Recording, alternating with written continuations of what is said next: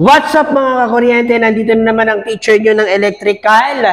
At eto, magtuturo tayo ngayon ng ladder diagram. Eto guys, eto yung mga suggestion ng mga sa comment section na magturo daw po tayo ng ladder diagram. Pero bago yan, kung hindi ka pa nakapalo sa aking Facebook, i-follow mo na ako. At saka kung hindi ka pa nakapalo sa TikTok ko, i-follow mo na rin ako. May ilalagay ko yung link dyan sa baba. Siyempre guys, paki-follow na rin tayo sa ating official YouTube channel para tuloy-tuloy yung mga tutorial natin, no? Para marami tayong matutunan about electricity. Okay? Yes! Next! Oh, hyper, no? Alright. So, this would be the ladder diagram. That would be the fifth diagram na tinuturo natin dito sa electricity sa mga high school students, no? So, sa ladder diagram, meron tayo daw 3 lamps. Ang gagawin natin ay meron tayong 3 lamps o 3 bulb na controlled in SPST in different location or in 3 location. Dapat to different location. Palitan natin. Hoops in different location. Yan. Okay? So, ibig sabihin, si lamp A, control siya ni switch A. Si lamp B, control ni switch B. Si lamp C, control ni switch C. Yan. Okay? So, para magawa po natin yung ladder diagram, saan ba natin ito ginagawa? Kasi mas mabilis makita yung connection kung dito lang tayo titingin sa ladder diagram. So, come from the root word itself, ladder, gagawa lang tayo ng parang hagdan. 1, 2, 3. So, depende po sa dami ng load or sa dami ng inyong ilalagay sa wiring board, yung inyong diagram. So, ako, meron lang ako 15 ampere na breaker. Sa lamp A, 3, 1, 2, 3 yung bulb natin. Lamp A, lamp B, lamp C. Meron din tayong single pole switch A, B, C. So, yan lang yung makikita kasi simple lang naman. So, kung marami, naku, mas mahaba yan, ladder, no? Pwede naman yung landscape or portrait, depende po sa inyo. So, meron tayo yung line 1 and line 2. Terminal 1, terminal 2. Yan, yung line 1 and line 2, usually yan terminologies ginagamit natin kapag ang wire ay nakakonect sa circuit breaker. Pero kung ang wire nakakonect sa switch or CO or sa mga devices natin, electrical devices natin, we call it as terminal 1 and terminal 2 to define the difference between the terminal 1 and the terminal 2. Okay? So, yan. So, madali lang to guys. So, meron lang kami sinusunod na 1:1, 2:1, and 2:2 para sa ganito. So, parang pinaka-basic, minemorize lang nila, alam na nila agad. So, kung kayo line to neutral, pwede nyo gawing live. And then yung pangalawa is neutral. So kami, line to line connection kami, kaya line 1 and line 2 ang aming yung aming lalagay dito, no? Pero pagpapatuloy natin to guys, sundan nyo kami sa YouTube channel, okay? Para dire-diretso tayo kung gusto nyo mapanood yung full guide nito. Okay? Yes! Okay, eto na. Eto na, kunyari nandito na tayo sa YouTube. Eto na guys.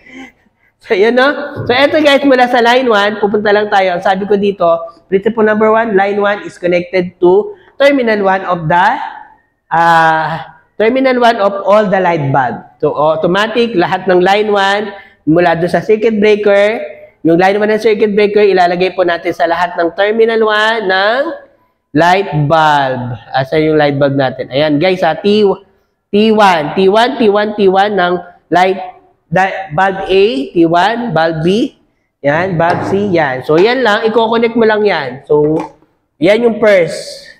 Okay, so, eto yan, yung 1:1. Lagyan lang natin ng tuldok, symbolize na this is connected to each other. Okay? Next, yung principle number 2 natin is 2:1. Line to of the circuit breaker, 2, is connected to the terminal 1 of all the switch, 1. Okay? So, ganun yung principle na tinuturo natin. So, line 2, the wire is not connected, lalabas lang natin yung line 2 ni breaker, and then kunin natin lahat ng terminal 2, 1 ng switch. Switch A, switch B, switch C. Ayan guys, no? Then, i-connect na natin. Yan. Oops. Yung iba nagsasabi PLC connection daw ito, no? No, hindi po, ito po ay diagram, electrical diagram namang ng electrical, no? So yun, no? Then the last one, okay na, meron na tayong supply, may common na din tayo, meron na wala pa lang tayong traveler o yung tinatawag natin return, no? So, 2:2, automatic yan. Yung terminal 2 ng bulb natin connected to the terminal 2 ng ating switch. Kung saan natin dapat, kung saan niya kinokontrol, no? So, si bulb A, kokontrol ni switch A. Kaya yung terminal 2, pagsasamahan natin. Okay? So, yan. Ganyan. Wires not connected. So, kunin natin yung terminal 2 ng switch A kasi ito yung switch niya. Kaya, terminal 2, wires not connected. Then, i-connect na natin. Oops. Yan. Okay? Lagyan lang natin ng tuldok. It symbolizes that this is connected. Then, yung B, ganun din, no? Yung bulb B, ang switch niya is yung si switch B. Ito yung terminal 2 ni switch B. Yan. So, ganyan, guys, no? Okay. Yan. And then, yung bulb C natin, ito yung terminal 2. Siyempre, didiretso siya sa switch C. Yan. Ito yung switch C natin. Last switch natin. Then, connect natin. Then, okay. We're done. Okay? So, yan. Ano naman pong, ano nito? Dito nyo ilalagay yung mga description. Halimbawa, the line 1, ganun, line 1 of the breaker of CB connected to blah, blah, blah, blah, explanation. Ganun, guys, no? So, yan yung tip diagram na tinuturo namin sa mga kabataan dito. So, if there's any question, you can leave some comments in the comment section. Guys, thank you so much. Bago kayo umalis, sana paki-subscribe naman sa ating YouTube channel para dire-diretso na tayo, guys. Okay?